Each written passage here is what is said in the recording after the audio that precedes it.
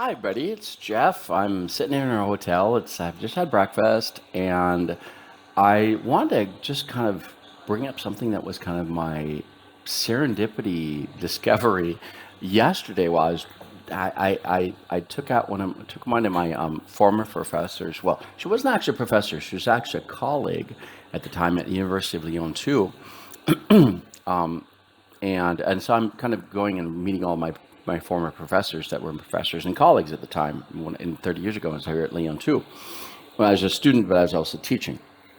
And and so I'm kind of meeting each one of them and discovering about their past and who they were before, and telling about what I've kind of done since the 30 years I kind of moved on.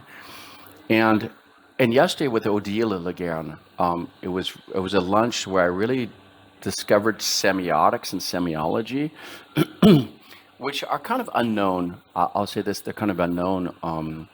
I mean, I took them here, but not with her. I took them with Louis Panier, who is the late Louis Panier. He passed away a number of years ago. And he and I took a courses at the Lyon 2, and then at the called the Catholic faculty. There's a institute for the Institute for Catholic, Catholic private school, basically for university. And they did semiology, but a very specific approach to it. And it kind of wasn't. It wasn't the thing I would. Their approach didn't kind of get me connected. It just didn't get me. I mean, it was good, but I didn't connect with that specific approach. But then Odile and I were talking yesterday, and she actually works in this. And actually, the Department of Linguistics here, one of the departments of linguistics actually says the Department of Linguistics is semiology right now, or semiotics. So we're talking yesterday and for lunch, and she was talking about signs and communication through signs and stuff. And I was talking, I began to think about it over the evening. I thought, gee, this is what I've been doing for 30 years. I talk about objects, I talk about signs, and I'm actually doing this. And I thought, gee, I'm actually doing semiotics and semiology, and I didn't even know it. But it's an unknown field. It's not really known compared to everything else, right? So lots of people will talk about specific kind of grammars, like lexical-functional grammar, or what kind of grammar you do, or your universal grammar, blah blah blah. Or if sometimes you get in certain theories, like for phonology and stuff, and your optimality theory and all this kind of stuff, or like in metrical phonology, there's there are all different types of these different frameworks, right? And semiotics has different kind of schools of it, right? Too, and I really never went into that. I never thought about, because semiology isn't really well known. And again, we come back to this whole question of we as linguists and language industry people are very poor at convincing people to actually like it. And so I've been actually caught in this past 30 years of someone not selling it to me, not selling me the idea of semiotics and semiology. And I'm saying, because you got to sell it to somebody that want to kind of get into it, right? And if I think if it had been communicated to me a little bit different 30 years ago, I think if Odile had actually been teaching to me, I would have saw this stuff really immediately and kind of got connected to it. But the specific flavor of the framework or the theory that I was I was kind of taking class under, just didn't get me, right? And so all the other stuff did. So, hey, Gilbert Proesch's metrical phonology, like, well, not his, but I mean, John Goldsmith's, right? So, but Gilbert, and we're going to have lunch today, he and I, but that really just I connected with it, right? Or with the dialectology Jean-Baptiste Martin, I just connected with it, right? Because field work, easy to do. And I connected. But the semiology stuff, I didn't connect with it. There was something about it, but a certain flavor of it that I was, the framework or the school that was doing 30 years ago under certain people. And not bad. I'm not saying that's any bad. It's just I didn't connect with it, and maybe because I didn't feel like I was being sold to me, right? Because I'm American, you got to sell the idea to me. The others sold their ideas to me, and I worked, and Catherine and I were kidding. We're gonna have lunch. We're gonna have dinner with her. Oh, you're gonna have dinner with her on Thursday night, and believe it, that is gonna be fun. Because speech acts, we're gonna talk about how I took the speech acts that she was teaching us, and I put them into vocal speech systems. Okay, this is gonna be like This is going to be like geek stuff, geeky linguistics, okay? Totally geeky fun. Um, but I just realized that just sitting there thinking over the day while I was doing playing some music, playing guitar and stuff, and doing other stuff, and kind of running around doing tourism and all that kind of stuff. That I was a semiologist and a semitician.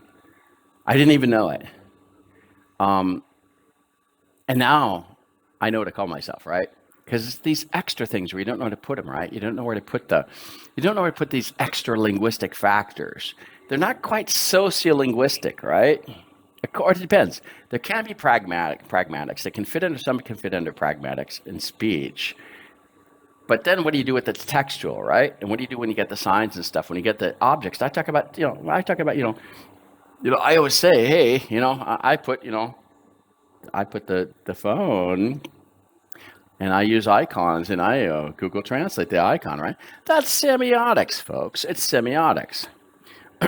I'm actually doing it. Or I tell people, that, I want to put translation systems into these things, right?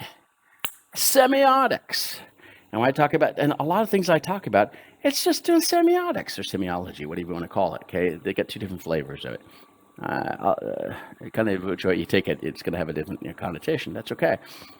So I'm actually doing this. And I realized this yesterday during a lunch, okay?